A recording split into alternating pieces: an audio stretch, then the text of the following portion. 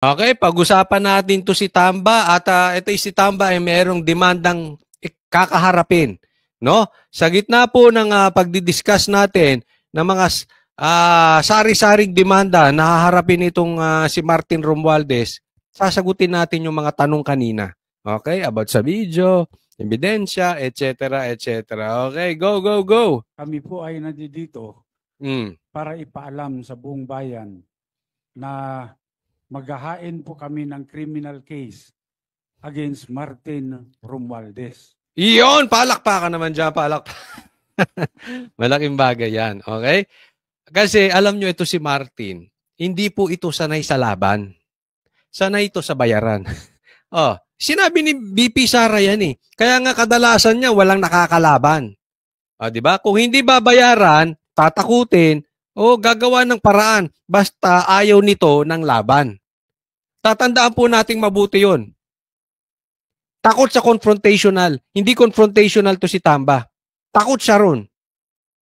Sabi yan ni BP Sara, patunay. Ngayon, 2025, may kalaban ba siya sa distrito niya? Di ba ang balita natin ay na-disqualify ng COMELEC? Ang galing, no? Tanong, tama ba si BP Sara? Di ba? Tumutugma. Ayaw nito ng laban. Gagawa ng paraan nito si Tamba na kahit anong paraan ayaw nito ng laban diretso. Gusto nito sure win. Walang kalaban. Bayaran ng kalaban o eliminate ang kalaban. Kaya lang, ang problema dyan, hindi niya kaya to si Alvarez. May demanda. Yan ang kakaharapin ngayon ni Tamba. Hirap siya dyan. So, anong gagawin niya? Posibleng magkabayaran na naman. Hindi ko alam kung anong gagawin niyang paraan. But one thing for sure, alam ni BP Sara ang galawan ni Tamba. Yari siya rito sa demandang to. Sa kadahilanan po na siya po ay may ginawang krimen dito sa budget ng 2025. Malaking halaga po yung ipinasok nila na hindi po inaprubahan ng Kongreso. Yon. Kasi naalala nyo itong blank items. Kaya wag po tayo makakalimot dito sa blank items na to. Kasi yaan ay malaking kaso. Ulitin natin kriminal yan. At kung ito ay makakaupo nga si BP Sara, lamang-lamang sa kulungan dadampitin yan si Tamba. Kasi ito, bilyon po ang pinag-uusapang mawawalang pera dito. Nagkaroon ng blank items, tapos finila pa ng kung sino nang hindi dumaan sa proseso. Krimen po yun. Na pinirmahan naman na itong presidente nating wala ding kwenta. Pareha sila magpinsa walang kwenta. Diba? Hindi ko nga alam kung pag tinanong ako, sino mas walang kwenta dun sa dalawa? Ang parehas eh. Hindi ako makaisip. Kayo tanong ko, sino mas walang kwenta dun sa dalawa? Kaya sagot-sagutin nyo dyan sa comment section. So, eto talaga malaking problema ni Tamba yan. Hindi po ito ang napagkasunduan sa bicameral committee. Tandaan nyo si Alvarez ay congressman. Nakaupong congressman to. So, alam niya nangyari. Dapat may pagkakasunduan doon. Hindi ka pwedeng ikaw ang magdidesisyon. Again, ipapaalala ko yung sinabi ni BP Sara. Ay, si BP Sara ba ang nagsabi noon? Na 2 tao lang ang may hawak ng pera ng Pilipinas. Si Tamba at si Saldico. Sila nagdi-decide. Hindi po pwede yun. Hindi po pwede. Ito na nga lumalabas Hindi na pagkasunduan yung budget. Biglang nagka-budget. Sino nagdesisyon? Tamba, Saldico. Mamaya ipapaliwanag ni Kong Alvarez. At nagulat na lang kami lahat nung makita namin kung bakit yung pong in-email sa amin na BICAM report, may mga blanco po rito. Ngunit, nung pinirmahan ng presidente, kumpleto na. Yon. Hanggang dyan muna. Tingnan ninyo, may problema. Bakit? Yung mga congressman, may ebidensya. Kung yung mga pumirma ay uto-uto kay Tamba. Yung pumirma ng impeachment ni PP Sara, meron silang 150 million reasons kaya sila pumirma. Pero meron ding hindi pumirma. At ito yung mga katulad nila Alvarez na meron din silang kopya ng email. Even Senator Bato, sinabi niya may kopya siya ng email. Blanco talaga yun eh. Kaya yung sinasabi nilang walang blanco, itong pagsisinungaling nila Cheese, talagang sablay. Na umami naman si Kimbo na mamaya pag-uusapan natin. At nung tinignan namin kung magkano yung ipinasok nila na halaga. Magkano? Ito po ay nagkatotal ng 241 billion. Pantindino. 241 billion. Pumasok. Hindi natin alam kung bakit pumasok, paano nakapasok, basta nandoon. Pinirmahan nino ng pinsan. Nagigets nyo na yung problema. Eto ngayon ang problema. Ang daming nagugutom na mga Pilipino, lintik kayo.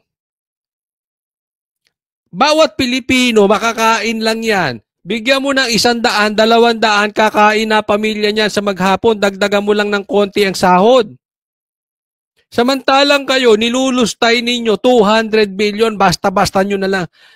Kayo magdi-decide. Ano yan, peran mo? Buti kung pera mo yan eh.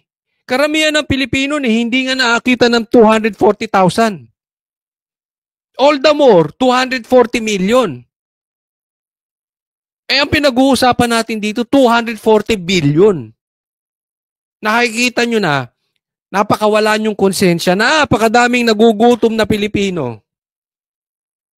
Kayo makapag-desisyon kayo, bahala, basta gusto ninyo 240 billion, ilagay ninyo sa budget. Nakita nyo problemang malaki? Mauubos ang pera ng Pilipinas. Mauubos tayo. Alam nyo alam mo yung sinipsip ng vampira yung dugo mo? Uubusin tayo niyan para tayong tuyot niyan. Hindi ko alam nga kung buhaya itong mga ito o vampira. Sasairin tayo na itong mga ito. Ganyan po sila kaswapang. Akalain mo, magkaroon ka lang ng 10 million, buhay na pamilya mo eh. Tama or tama-tama? Samantalang itong mga to hindi makontento sa 100 milyon. Gusto talaga nilo, hanggat may nakikita kanya, akin. Ganun ang swapa. Yaang sayo, akin. Sayo, akin. Yung akin. Swapang. Ngayon po, ewan ko kung matatawag natin na typographical error yan o grammatical error. Hindi po, mali. Napakalaki po ng halaga. 241 billion. Wala pong ganung halaga ang inaprubahan ng BICAM. At hindi po rin yun ang inaprubahan sa plenaryo. Bakit po nagkaroon ng ganung halaga doon sa General Appropriations Act? Kaya ito yung sinasabi ko, ito yung binanggit ko sa SMNI. Kahit yung pinirmahan ni Marcos ay may amount, hindi blanco. Dapat, alam na nga ni Marcos na problematic yung budget na yung bakit niya pinirmahan. Kaya nga in the first place, ang sabi ko, doon sa SMNI, dapat ang idemanda or i-impeach ay hindi si BP Sara. Kung hindi si Marcos. Ang problema lang sa atin kasi politika to eh. Siya ang presidente. Sinong nakaupo? Yung pinsan niya. Pero kung titingnan natin ang patas, hindi tayo double standard, hindi tayo ipokrito, ang dapat naka-impeach ngayon, si Marcos, hindi si BP Sara. Ganyan talaga eh. Politika eh. Pero tandaan natin, panapanahon. Ako'y laging naniniwala may karma. Okay? Hindi ako naniniwala sa karma kasi hindi po yun Christian. But ang pinapaniwalaan ko is, whatever you sow, you will reap. Anong tinanim mo, yan ang aanihin mo. At hindi magwawagi ang makasalanan sa mabuti. Panahon lang yan. Tandaan po natin, makukulong ito si Tamba. Si Marcos, mai-impeach yan. Nice. Ito, meron ako sasabihin sa inyo. Naalala niyo yung huling statement ni BP Sara. No? Pero bago ko huling puntahan yung statement ni PB Sara, kasi i-connect ko po ito sa mga ilalabas niyang ebidensya. Tingnan nyo, yung mga sinasabi ni BP Sara tumatama. Diba? Si Tamba ayaw ng kalaban. Wala siyang kalaban ngayon. Ang may hawak ng pera ng Pilipinas, si Tamba at si Saldico. Tumatama. Sinong nagdesisyon nito? Lumalabas, sila ang makapangyarihan. Tama o tamang-tama? Pangatlo. Etong pangatlo, ito yung sinasabi ni BP Sara na meron siyang gustong pag-usapan.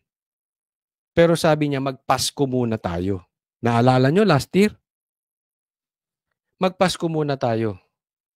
Pero ang kina-question dito, yung patungkol sa anomalya ni Tamba na meron siyang tinanggap na lagayan, di umano, dito sa Okada.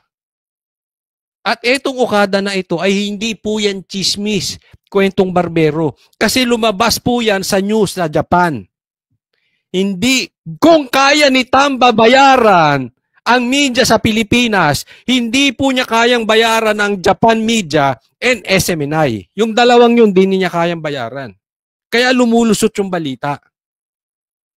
Hindi lang sinasakyan ng media dito sa Pilipinas, except SMNI. Hindi ako nagsabi nun. Balita po yun sa Japan. At tandaan nyo, sinabi ni BP Sara, ang sabi niya, mas mabuti nga matuloy yung impeachment para makasagot siya. At ako'y naniniwala, maglalabasan lahat ng baho ni Tamba. Dahil ang Duterte, especially PRRD, hindi bungol yan. Hindi weak yan. Hindi yan nananahimik dahil walang kwenta. May hawak na ebidensya yan. Tapos binanggit pa ng anak niya si BP Sara, yung patungkol dito sa Okada, lalabas yan. Yang mga ebidensya na hindi mo pwedeng ilabas pag pinatawad ka ng Quadcom kasi magagalit si Paduano. Yung mga NPA dyan magagalit. Hindi ka naman makakapagsalita dyan sa Quadcom eh. Sila lang nagsasalita dyan eh. Pero dito sa impeachment, makakapagpresenta ng ebidensya si BP Sara. At ako'y naniniwala, marami siyang ilalabas na ebidensya laban kay Tamba at kay Marcos. Tingnan ninyo ang mangyayari. Kaya napakaganda. Alam nyo, matagal ko nang kinukulto. Una, gusto ko matuloy yung impeachment para malinyahan natin sino talaga yung mga traidor, yung nagsasayaw sa gitna. Pero ito, pangalawa, we are waiting yung mga ebidensyang ilalabas na hindi mailabas ni BP Sara kasi hindi na, pag pinapatawag naman siya, di ba? Hindi naman pinagsasalitaan Duterte. Ito na, maglalabasan na ito. Kanya po, ako bilang isang nakaupong congressman, kinakailangan ding ipakita ko sa taong bayan na kung merong mali, siguro kailangan din natin panagutin kung sino yung may gawa ng krimen. At dito, dahil... Alam mo, exactly yan yung tanong ko kay Atty. Big, di ba? Wala bang, nung na-interview namin sa SMNI, wala bang pwedeng managot dito? Lintik yung snatcher na nagnakaw lang ng isang kaha ng Yossi, kinukulong nyo eh. Yung magnanakaw ng bilyon, hahayaan nating laya dahil nakabarong. Is that fair? Hindi ba double standard yon? So hindi, tama ito. Gusto ko itong ginagawa ni Kong Alvarez. Po, ilang araw na kaming nag-request ng kopya ng enrolled bill. Hanggang ngayon po, tinatago nila sa amin yan. Hindi po nire-release ang enrolled bill ng House of Representatives. Saan ka nakita hindi nire-release ang enrolled bill? Ako nagpapasalamat sa lahat na kayo po ay nandito ngayon at upang malaman po, tulungan nyo kami para malaman ng sambayanan kung ano pong mga kalukuhan ang ginagawa dyan. Hindi po kami titigil. Tutulong po kami. Kailangan malaman to ng taong bayan. Kami Banateros, kami sa SMNI, hindi po duwag. Asahan nyo yan. Sa Kongreso.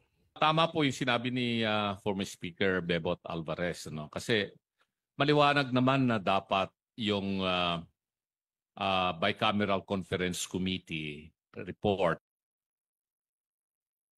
Tama po yung sinabi ni former Speaker Bebot Alvarez. Umulit. No? Kasi maliwanag naman na dapat yung Bicameral Conference Committee report ay i-approve yan ng House at i-approve din yan ng Senate.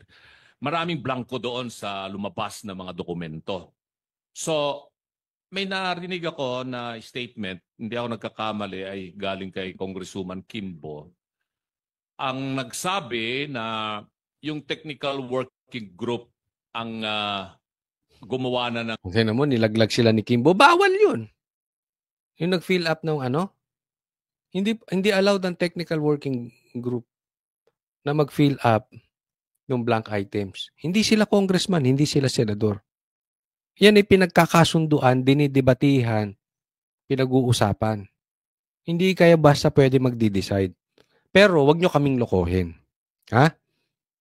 Hindi ako naniniwala na technical team ang nag-ano nun. Loko-lokong congressman at senador nag-fill up nun. Yun ang totoo niyan. Kaya lang ngayon, lumalabas ang baho, ginagawa nyo scapegoat itong mga staff nyo. Gago ba yung staff? Para sila mag-fill up ng bilyon-bilyon. Baka yung staff na yan, hindi nakakita ng milyon yan eh. O, makakita man sila ng milyon, hindi siguro aabot ng 500 milyon. Tapos mag-fill up ka ng bilyon? Hindi po, wag tayo maglokohan. Either may go signal yan ng isang naghahari-harian dyan sa Kongreso o sa Senado na mayroong utos sa ibabaw. Or sila mismo nag-fill up. Huwag niyong gawing panakip, butas o scapegoat etong mga staff nyo. Niloloko nyo. Kayo talagang pamilyang Marcos, mambubudol kayo. Ba't nakakadali na naman si Marcos? Pamilya nila yan eh. Talagang niloloko nyo taong bayan. Inaaraw-araw nyo eh. Panloloko lang tarang ginagawa ninyo. Ngayon, lolokohin nyo na naman kami. Na staff nyo tumitira niyan. Ang tinatawag nilang insertion based on kung ano raw yung napag-usapan doon sa bicameral conference. Ang tanong, meron bang records of proceedings doon sa BICAM? Yun, exactly. Wala eh. Meron bang journal of proceedings? Wala. Kasi lahat yan naka-record. Lahat ng pinag-uusapan, lahat ng hearing nila dyan, lahat ng gagawin nila dyan, meron. Nakasulat po yan. Wala eh. So, blanco, yung na-email, biglang nagkaroon ng nagkaroon ng amount. Hindi na pag-usapan. Yun ang hinahanap. Asan ang usapan patungkol dyan? Ito namang presidente, sige lang, pinirmahan naman.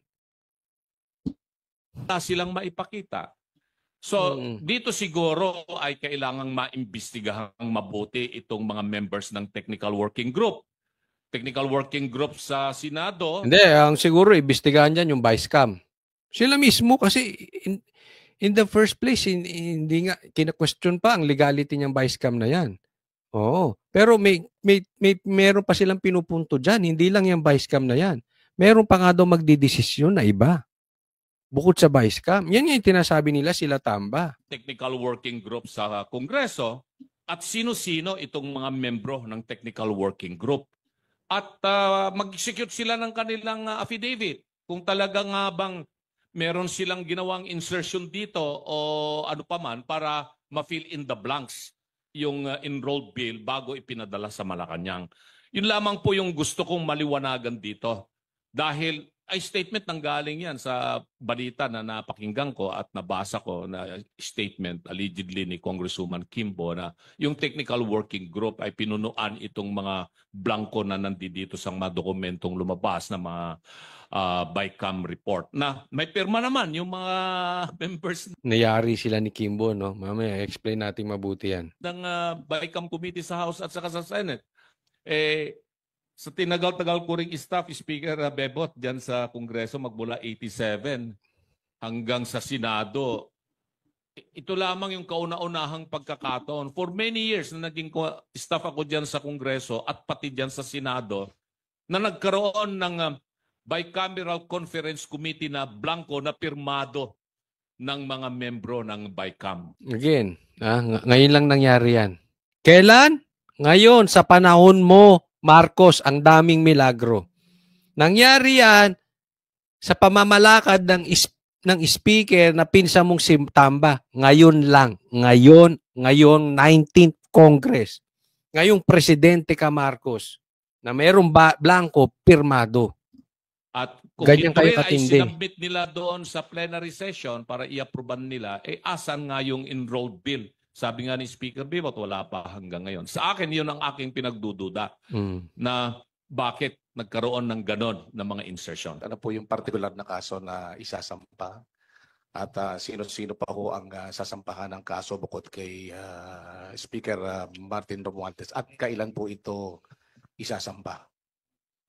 Sa aking pagkaalam, no, pwede akong i-correct ng aming mga abogado rito kung meron ako makaligtaan na pangalan. Number 1, siyempre si Martin Romualdez. Yung palakpakan. Number 1, si Martin, ididimanda. Okay? Ito, paiingayin ko. Ito, paiingayin nyo. At ito ang paiingayin nating lahat. Hindi yung impeachment.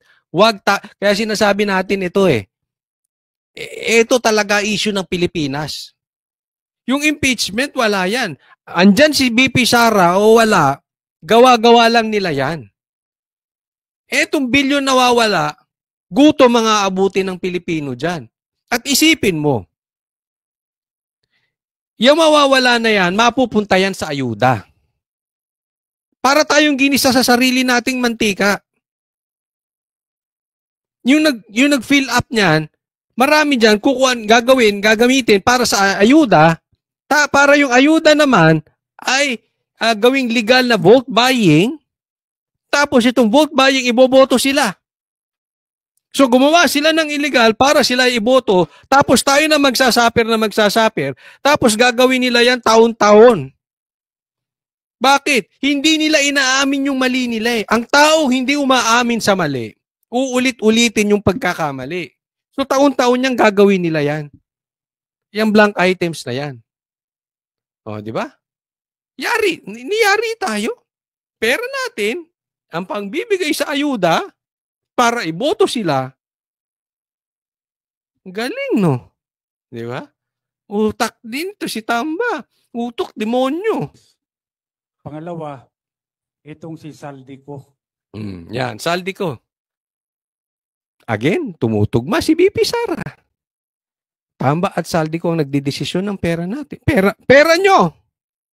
Nagdidesisyon si Tamba at si Saldico. 2 tao lang. Sino ba itong mga ito? Bigla na lang sumikat sa Pilipinas. Ano bang nagawa nito sa mundo? Bigla-bigla na lang. Parang hari, bigla na lang silang parang nag-astang Diyos, hawak na nila lahat ng pera ng Pilipinas. Pangatlo, itong si Majority Leader Manix Talipe ng Zamboanga. Sama muna si Marcos. Bakit sila? Dahil po, una, wala pong nangyayari sa House of Representatives na hindi po alam ng Speaker of the House of Representatives. Linaw, di ba? At walang nangyayari sa speaker na hindi alam ng presidente. Magpinsan yan eh. So lahat yan, alam ni Tamba. And alam ni Marcos. Kung hindi alam ni Marcos yan, inutil siya. Lahat po yan may basbas ng speaker. Wala pong gagalaw dyan kapag hindi po sinabi ng speaker. Kaya alam mo, very credible to kasi congressman to eh. Diba? May hawak sila mga kopya, may mga hawak na ebidensya.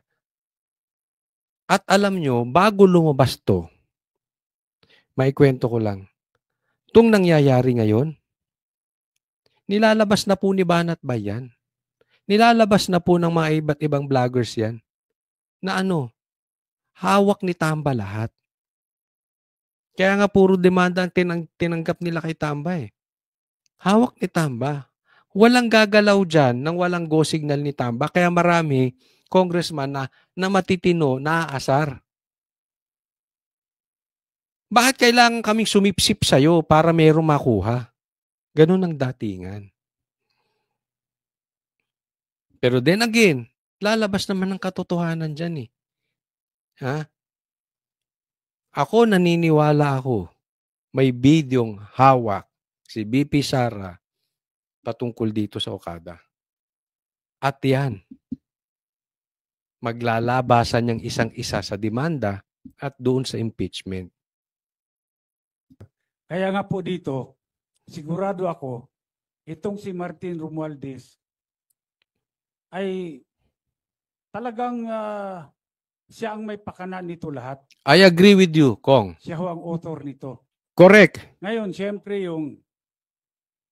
ako gusto ko rin magpasalamat kay Congresswoman Stella Kimbo. Dahil kung meron mang tunay na bayani dito, si Congresswoman Stella Kimbo. Palakpakan naman! Siguro ito si Kimbo, pinapagalitan na ito. Ito, kukwento ko ha. Na-i-vlog ko rin po yan eh. Noong ini-interview si Kimbo, tumatakbo pa yan. Halos mangiyak-ngiyak yan dahil ini-interview ng media, iniiwasan niya. Naalala niyo yon? Doon sa mga manunood ko? Kung hindi, tingnan niyo yan. Nagbigay po ako ng komentaryo dyan. Halatang halata yung pressure kay Kimbo. Tumatakbo siya, iniiwasan niya, pinagsasalita niya yung staff niyang hindi ko maintindihan kung bakit epal ng epal. Di ba? Iwas siya. Tapos kinabukasan, meron na siyang statement. Naghanda lang pala. Ang problema, mali yung paghahanda niya. Umamin. Di ba? Ang magnanakaw, hindi dapat umaamin. Ang manloloko, hindi umaamin yan. Di ba? Alam ng mga kalalakihan yan eh. Hanggat kahit ka nakapatong na, hindi pa rin umaamin eh. Silang mga kalalakihan, hindi ako ha. Di ba ganyan ang style ng mga lalaki? Kaya lang, hindi lalaki to si Kimbo. Ano nangyari? Umaamin. Yari siya ngayon kay Tamba. Kasi ang style ng politiko, tanggi ka lang ng tanggi. May ginawang Okada, tanggi. Adik ka ba? Tanggi. Magpapa-hair follicle test ka? Tanggi. Tanggihan mo lahat. Kahit alam na ng taong bayan. Kaya lang ito si Kimbo. Siguro bagito. Bagito sa pagnanakaw, bagito sa panloloko. Kung ano ba yan? Basta bahala na kayo. Napaamin. Siya ang hero ngayon. Diba? Kasi, kakampi nila yan eh. Alam mo, ang balat niyan, Tamba. Ang dugo lumalabas dyan, buhaya. Magkakaano yan eh, magkakatropa yung mga yan. Diba? So, very credible yung nagsasalita ngayon si Alvarez na congressman, pero mas credible to si Kimbo. Bakit? Kakampi eh. Dahil siya mismo ang umamin na maraming blanco ang BICAM report. Ngayon, bakit nagkaroon ng 241 billion na additional budget doon sa sa GAA na pinirmahan ng Pangulo? Anong problema? Ito doon sa mga hindi pa po nakakala. Anong problema ba kung umamin? Kasi tinatanggi nila yan. tinatanggi nila na may blanco. Inamin ni tinatanggi nga nila Chis yan. Kung ano sino-sino dyan, tinatanggi yan. Inamin ni Kimbo. Ang dami niya nalagay sa alanganin. At pag inamin mo yan, ibig sabihin, meron tayong problemang malaki. May krimeng nagawa. Parang halimbawa ay merong murder. Pwedeng itanggi. Diba? Pero si Kimbo, inamin niya na merong dead body. Tapos sila dyan. Bakit nagkaroon ng dead body? Halimbawa lang po, ba't nagkaroon ng dead body doon sa gitna nyo? Ganyan po ang pag-amin ni Kimbo. Wala na silang lusot. Dapat patunayan nila bakit namatay yan, hindi nila kasalanan. Ngayon, same thing with Kimbo. Dapat patunayan nila tamba, sino nag-fill up niyan at hindi nila kasalanan at hindi sila ang nag-fill up. Pero until now, walang umaamin kung sino nag-fill up. Ang tinuturo nila yung staff. Hindi pwede yon. Walang kapangyarihan yung staff. At kaninong staff yun? Naintindihan? So, huli sila dito. Nailaglag talaga sila ni Kimbo sa pangyayaring ito. Ngayon, yung mga media, pwede rin nyo rin mag-request. Request nyo sa Kongreso kung mabigyan kayo ng kopya ng enrolled bill. Bakit mahalaga ang enrolled bill? Kasi dito natin makikita kung ang enrolled bill ba ay faithful reproduction kung ano yung inaprubahan ng Kongreso sa plenary. Dahil kung ito ay magkaiba, ay malaking problema yan. Yun. So kung ano yung napagkasunduan, dapat i-produce. Ang problema, hindi nga nila pinuproduce eh. Kasi I'm sure may pagkakaiba yan kaya hindi nila ma-produce. May sasabit na naman. Tanungin mo ngayon kung Alvarez, si Kimbo, baka mapaamin na naman eh. Kung asan yung enrolled bill. Baka mailabas niya. Pitpitin nyo ngayon si Kaya sabi ni Alvarez ito tanungin yung media, baka pwede nyong tanungin. Tanungin nyo yung si Kimbo kasi pag natataranta to si Kimbo napapaamin. Tinanong ng media yan eh. Pero mapunta tayo dito. Ako naniniwala ako. Bukod doon sa may magandang mangyayari ngayong February, March. Kasi sa akin naman ay bulong-bulong lang yun. May bumubulong-bulong lang, ha? Pero bukod doon, ako'y naniniwala na may hawak na video ito si PRRD. Naalala nyo, sinabi niya, bangag si Marcos. At hindi magsasalita to si PRRD nang walang hawak na ebidensya. Naalala nyo, mayroong siyang sinasabing listahan na nandoon si Marcos. Naalala nyo yung mag-e-eleksyon, sinabi niya na mayroong tumitira sa jet plane at sa yate ng cocaine. Kaya nga hindi kami pumanig, hindi kami nabudol ni Marcos dahil nakinig kami dun sa tatay, kay PRRD. Nakinig po kami kay PRRD. Tapos ngayon sinabi niya rin ulit dito sa Maysug, bangag ang ating presidente. Do you think loose cannon lang si PRRD? I don't think so. Ang karakas ni PRRD, yung ganyang antas, may hawak yung ebidensya. At ako naniniwala, lalabas isa-isa yan. Pag talagang pinitpit nila si BP Sara at magkakalaglagan ng talaga, lalabas yan. Maaring hindi ilabas ni PRRD, maaring lalabas sa mga vloggers. Maaring lalabas sa media. Or maaring lalabas kung saan. Okay? Hindi po weak si PRRD. Hindi yan salita lang ng salita ng walang laman. Of course. Itong nangyari sa impeachment na ito, duluhan na po ito eh. Nagkaduluhan na. Kaya nga again, gusto ko ito kasi alam natin ang kulay ng bawat isa. Yung gumigit na Marcos yan. Considered him Marcos kasi duwag, wala rin pakinabang eh. Nakikipaglabang tayo, nasa gitna siya. Anong klaseng tao yun? Di ba? So, wag na natin asahan, wala tayong mahihita sa mga taong ganun. Pero ngayon, duluhan na ito eh. Ito na yun. Kaya pag natuloy ang impeachment na yan, lalabas yung mga sinasabi ni BP Sara na dapat ng pag-usapan pag magpasko muna at yung mga video na hawak ni PRRD, lalabas na. Hindi nila nilalabas yung enrolled bill. Ako may suspetsa. Anong problema? Ba't ayaw mong ilabas? Problema dyan, kung walang enrolled bill, yung liability magsishift, mapupunta sa Office of the President. Yon. Hindi pwedeng walang enrolled bill tapos pinirmahan ng presidente. Ngayon, Marcos, huwag ka magturo ng dapat sisihin. Manindigan ka naman para sa Pilipino.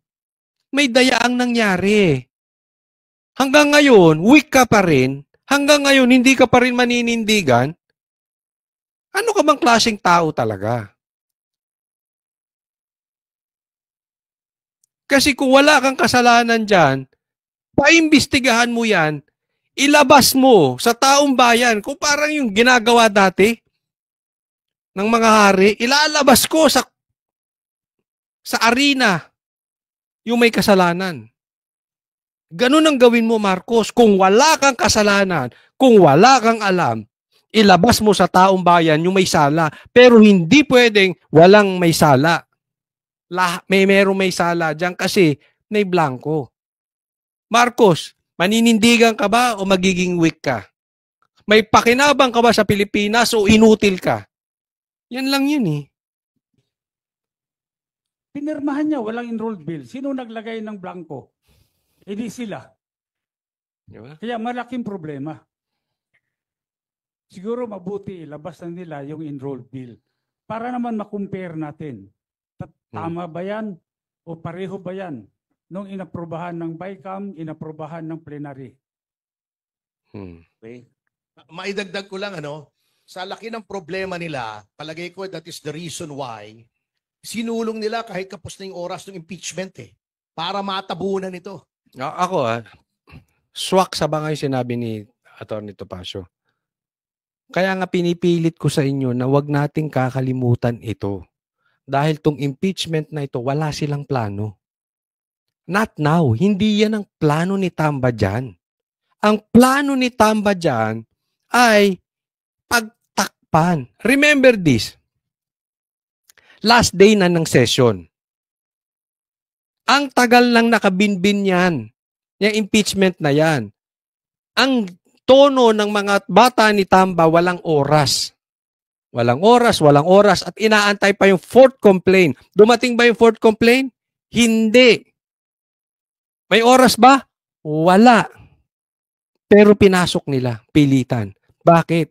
Kasi alam nila, maliligo ng demanda si Tamba. Masusunog siya talaga dito sa isyong to. Alam niya yun. Kaya nga, ramdam niya yung karma parating Anong ginawa niya? Desperate action, last session.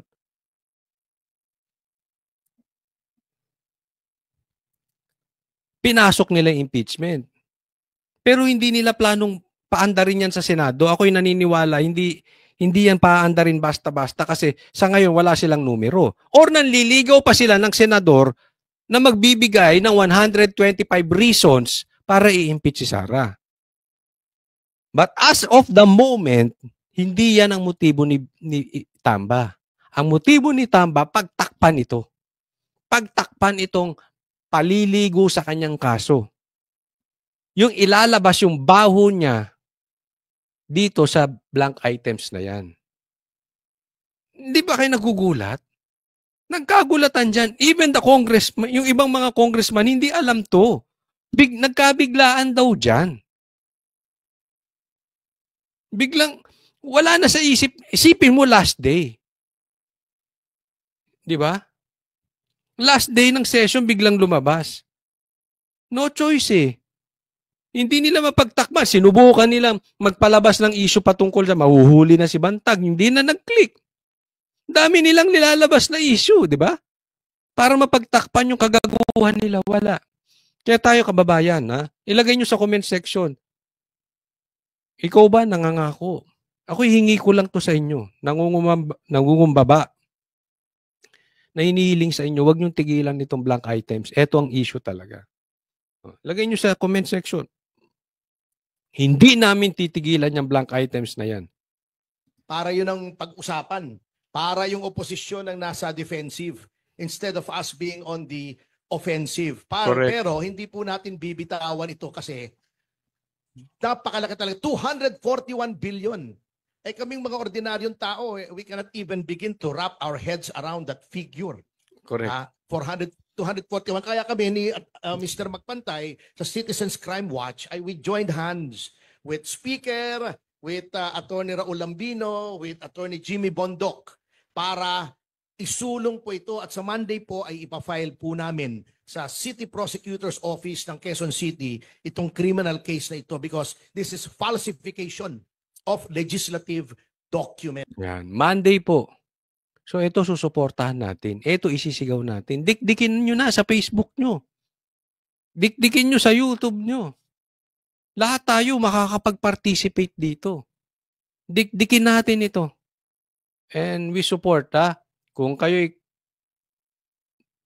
makakapunta ron, di ko alam kung pwedeng pumunta, or kung kayo'y balita nyo tong demanda na ito. And